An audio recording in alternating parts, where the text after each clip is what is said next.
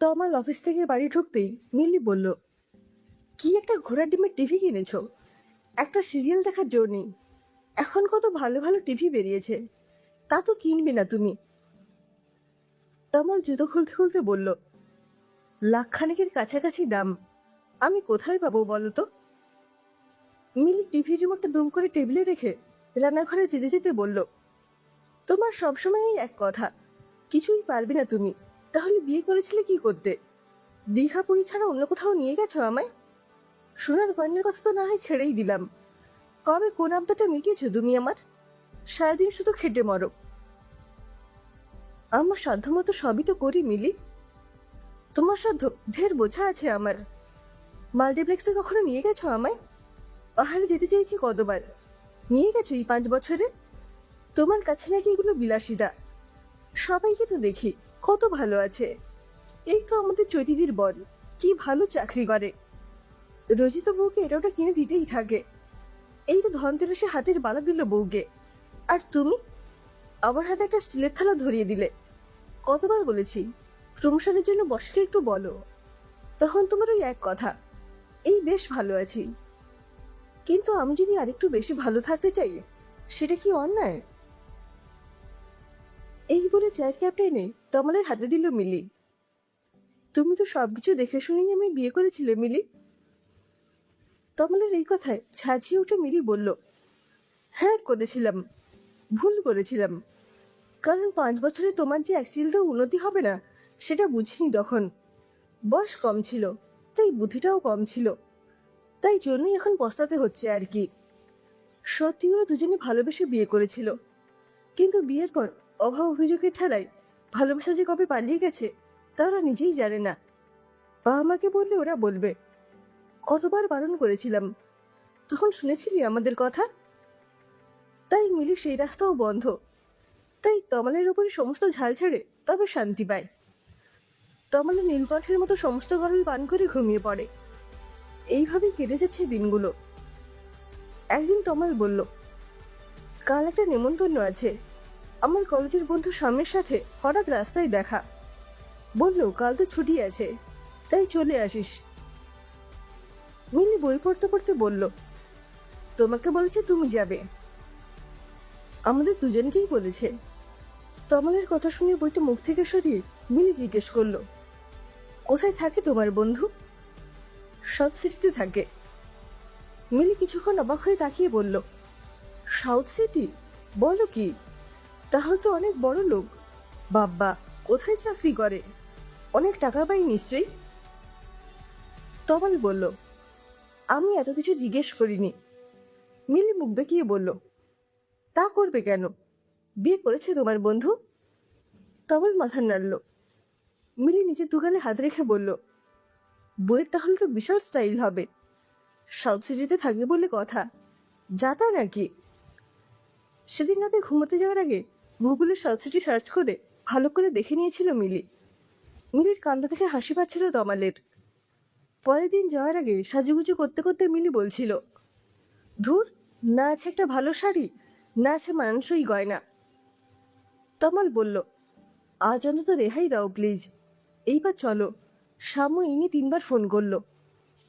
South সিটিতে পৌঁছে গলাটা লম্বা করে গগনচুম্বী আবাসনগুলো দেখছিল মিলি।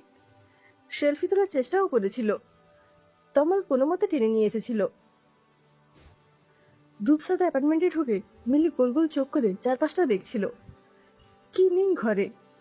মিলি আস্তে করে তমালকে বলল, টিভিটা দেখেছ? আমাদের 5টা টিভির সমান। তমাল মিলির হাতে চিমটি কেটে বলল, আস্তে বলো, শুনতে পাবে। শাম্য বলল, বস তোরা, মেঘাকে ডাকছি আমি। আজ তোরা আসবে বলে সব নিজে হাতে রান্না করেছে। তমাল মুচকি এসে মিলিকে বলল, শুনলে তো, সাউথ সিটির বউরা রান্নাও করে।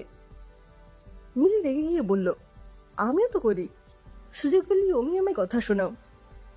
তমাল হেসে বলল, তুমি কোন সুযোগটা ছাড়ো বলো তো? মেঘা রান্নাঘর থেকে বেরিয়ে এসে বলল, খুব ভালো লাগলো তোমরা এলে, কেউ তো আসেন না আজকাল।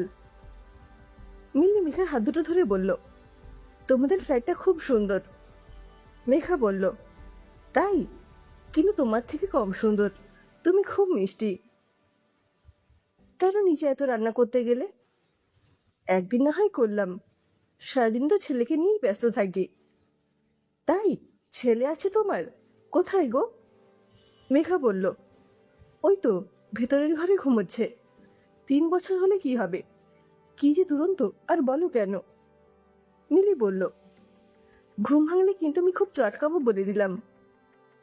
মেঘা মিলির কথা শুনে খুব হাসছিল। শ্যামও বলল, আগে তুমি ওদের খেতে দাও, অনেকটা বেলা হয়ে গেল। 4 জনে একসাথে খেতে বসলো ওরা। মেঘা মিলিকে বলল, তোমরা ফ্যামিলি প্ল্যানিং শুরু করে দিয়েছো তো নাকি? মিলি লজ্জা পেয়ে বলল, না গো, এখনো করিনি। এসব ব্যাপারে দেরি করতে নেই, সন্তান থাকা খুব দরকার। তাহলে দেখবে তুমি তোমাদের সাথে ঝগড়া করতেই ভুলে গেছো। তমাল হেসে বলল, যাক, তাহলে অন্তত ঝগড়ার হাত থেকে রেহাই পাওয়া যাবে। মিলি তমালকে অল্প ধমকে বলল, আমি শুধু ঝগড়া করি তাই না? কত গল্প হলো সেদিন। 2 বন্ধুর কলেজ জীবনের গল্প শুনে মেঘার মিলি হেসেই খুন। দুপুর থেকে বিকেল গড়িয়ে কখন যে সন্ধে নামলো খেয়ালই নেই। মিলি মেঘাকে বলল, খুব ভালো কাটলো আজকে দিনটা, এইবার তো যেতে হবে। পুচকেটা উঠল, কখন থেকে ভাবছি আদর করব। মেঘা বলল, এই তো ওঠার সময় হয়ে গেছে, আমি নিয়ে আসছি।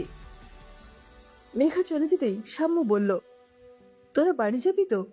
মেঘারও শরীরটা ঠিক নেই, ও একটু ঘুমোবে। সাম্যের কথা শুনে অবাক লাগলো মিলি আর তমালের। মিলি মনে মনে ভাবল, বাচ্চাটাকে একটু দেখলে কি এমন ক্ষতি হতো কে জানে। এই জন্যই এসব বড়লোকদের বাড়িতে আসতে ইচ্ছে করে না।